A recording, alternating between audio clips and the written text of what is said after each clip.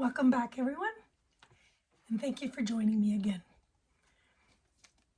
So today I stand here before you after visiting the Thomas Jefferson Memorial to celebrate and reflect upon one of the fundamental principles that our great nation was built upon, religious freedom, and to discuss this concept a little bit further with you. We must acknowledge one of our founding fathers who played a pivotal role in championing this essential freedom, along with Carroll. Thomas Jefferson. Thomas Jefferson was one of the founding fathers and a third president of the United States and the principal author of the Declaration of Independence. Was not only a visionary statesman, but also a fervent advocate of religious freedom. He was a man of intellect and reason, like most of our founding fathers, who understood that society's strength and character could be measured by its commitment to this sacred principle,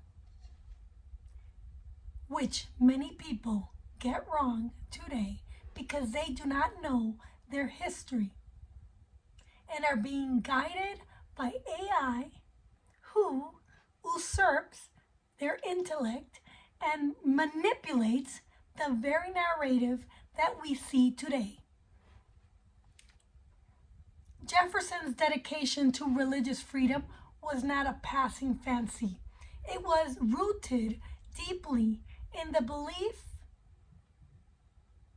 of individual liberties and moral integrity, and the importance of a government that allowed people to think, worship, and express their beliefs freely. Another concept that falls flat in today's world is what is freedom?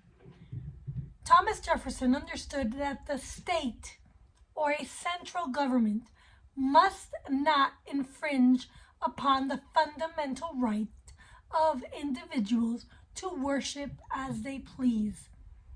He recognized the importance of allowing people the freedom to practice their faith without government interference, while he believed that theocracy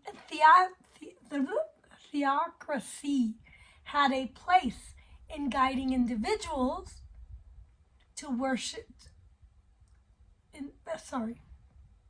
had a place in guiding individuals' moral behaviors. I see he firmly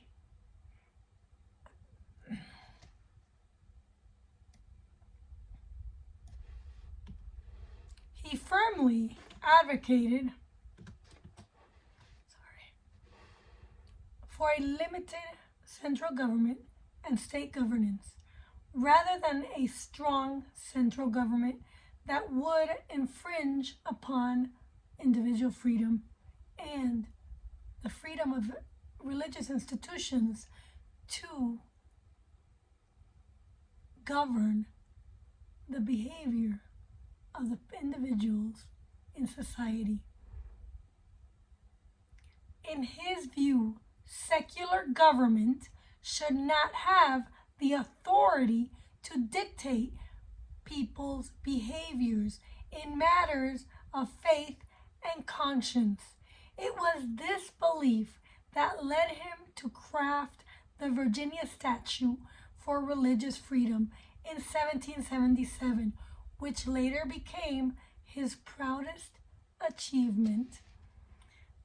In the Virginia Statute for Religious Freedom, Jefferson argued passionately that no individual should be compelled to support or attend any religious institution against his will. That's another word that falls flat in today's society, because people don't understand free will. Let me tell you, I just had a spiritual reawakening on free will. He believed in educating the common man, but did not believe that the central government should be telling the states how to educate the common man. The statute declared that our civil rights have no dependence on the subjective opinions of man, and that our opinions in physics or geometry must be objectively grounded on truth. Science without truth is dead. And people do not have the truth behind their subjective emotional opinions. Truth comes from divine providence, and Thomas Jefferson understood that. In essence, this statute paved the way for the First Amendment to the United States Constitution, ensuring that Congress would make no law respecting an establishment of religion or prohibiting the free exercise thereof. It prevented the government from interposing itself and dictating how we should behave. As you see today, the government is trying to dictate how we should behave in laws of the state, such as the sexual comprehensive law in Colorado, and such as social emotional learning,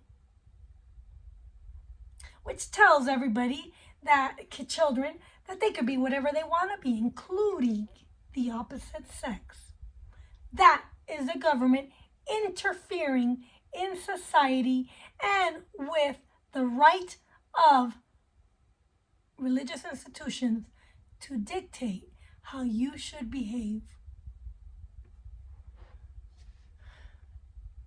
But it's not merely the words on paper or the laws that Jefferson helped shape that makes his legacy so crucial in the realm of religious freedom.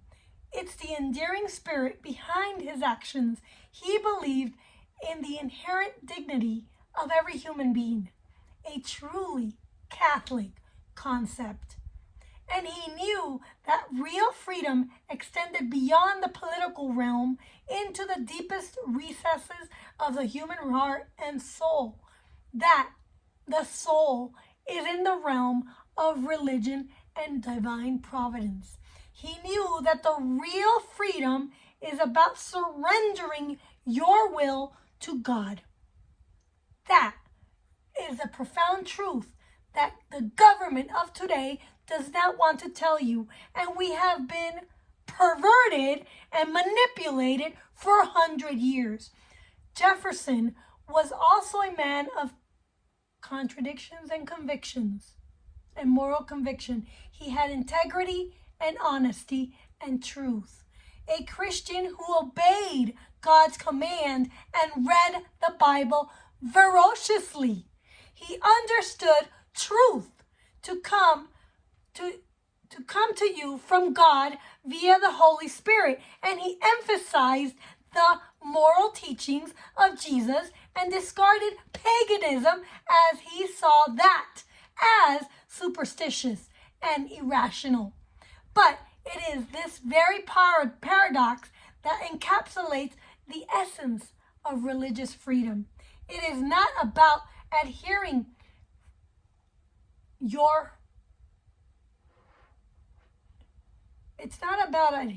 to your free will, but it's about freeing yourself to the will of God and doing good for those around you and serving people through God.